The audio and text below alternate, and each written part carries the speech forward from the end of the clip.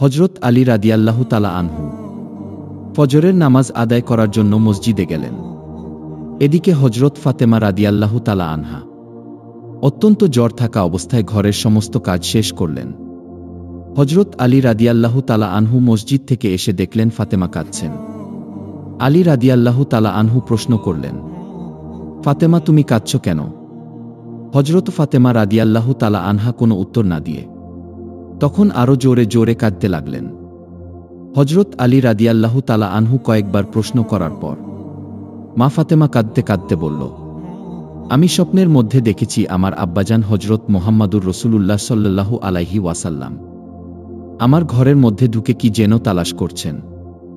ঘর থেকে বের হওয়ার সময় আমি পেছন দিক থেকে আমার আব্বাজানকে ডাক দিলাম, ও আব্বাজান আপনি কি তালাশ করছেন? আব্বাজান তখন বললেন, ও আমার ফাতেমা আমি তো তোমাকেই তালাশ করছি তোমাকে নিয়ে যাওয়ার জন্য। হুজুরে পাক সাল্লাল্লাহু আলাইহি ওয়াসাল্লাম আরও বললেন, ও আমার ফাতেমা আজকে তো তুমি রোজা রাখবে, সেহরি করবে আলীর দস্তরখানায়, আর ইফতার করবে আমার দস্তুরখানায়। তখন হজরত আলী রাদিয়াল্লাহু তাআলা আনহু এই স্বপ্ন শোনার পর দুজনে বুঝতে আর বাকি থাকল না যে ফাতেমা ইন্তেকাল করবেন। দুজনে আরও জোরে জোরে কাঁদতে লাগলেন। এই সময়ের মধ্যে হজরত হাসান ও হুসাইন রাদিয়াল্লাহু তাআলা আনহু এসে জিজ্ঞাসা করলেন, আম্মাজন আপনারা কেন কান্না করছেন? ফাতেমা রাদিয়াল্লাহু তাআলা আনহার একটি অভ্যাস ছিল, যখন হাসান ও হোসাইন কোনো কাজে বিরক্ত করতেন তখন দুজনকে নানা জানের কবরের কাছে যেতে বলতেন। আজকেও ফাতেমা বললেন, তোমরা দুই ভাই নানার কবরের কাছে যাও। কবরের কাছে যাওয়ার সাথে সাথে কবর থেকে আওয়াজ আসলো, ও আমার আদরের নাতিরা এই মুহূর্তে তোমরা আমার কাছে কেন এসেছ? আমার কাছে তো সব সময় আসতে পারবে। এখন যাও গিয়ে মায়ের চেহারার দিকে তাকিয়ে থাকো। আজকের পর থেকে তোমাদের আম্মাজানকে আর দেখতে পাবে না।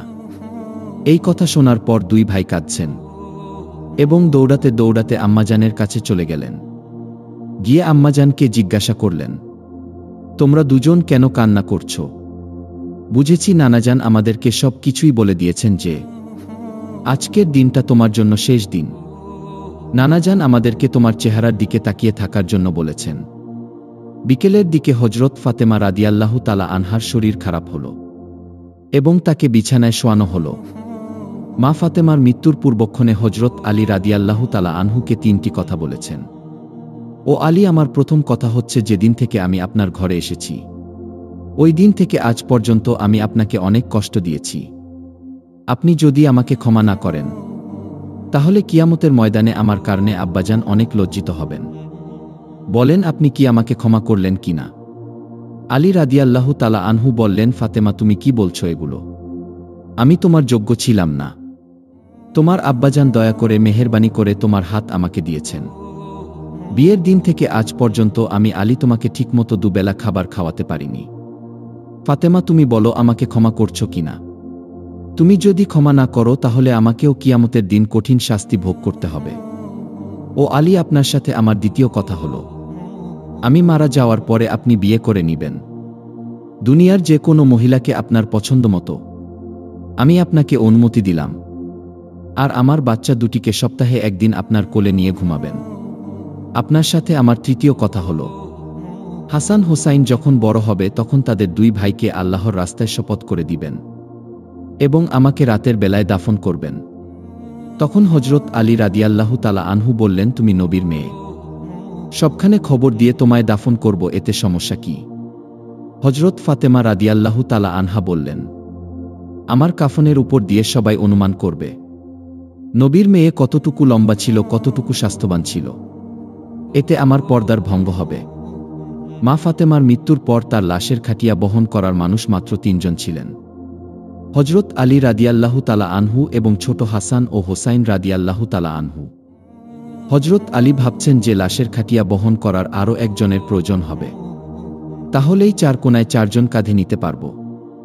এমন সময় হজরত আবু যর গিফারি রাদিয়াল্লাহু তাআলা আনহু এলেন এবং খাটিয়ার এক কোনা বহন করলেন।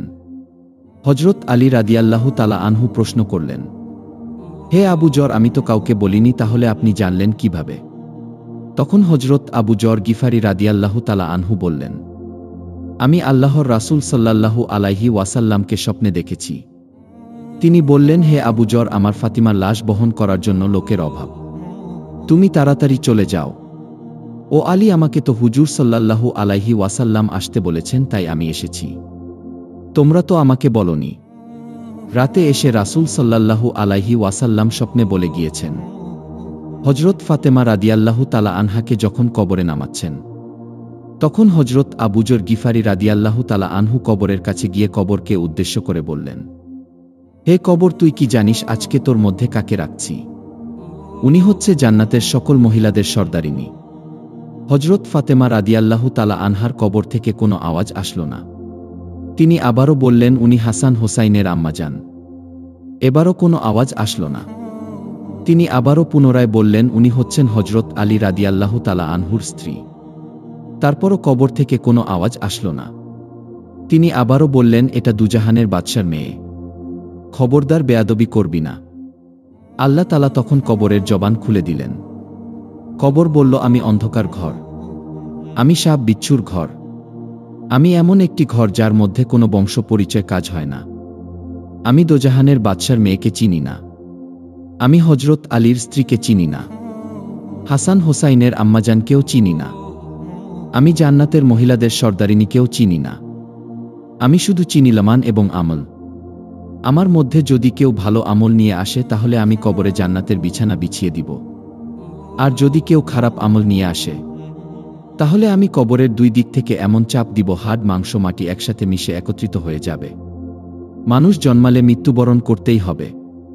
মৃত্যু কখনো বলে আসে না, মৃত্যু কখনো ধনী গরিব দেখে হয় না। প্রত্যেক মানুষকেই মৃত্যুর স্বাদ গ্রহণ করতেই হবে।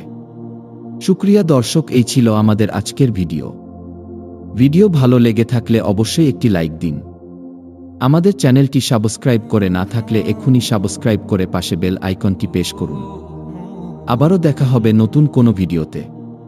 এখনকার মতো বিদায় নিচ্ছি। আসসালামু আলাইকুম ওয়া রাহমাতুল্লাহ।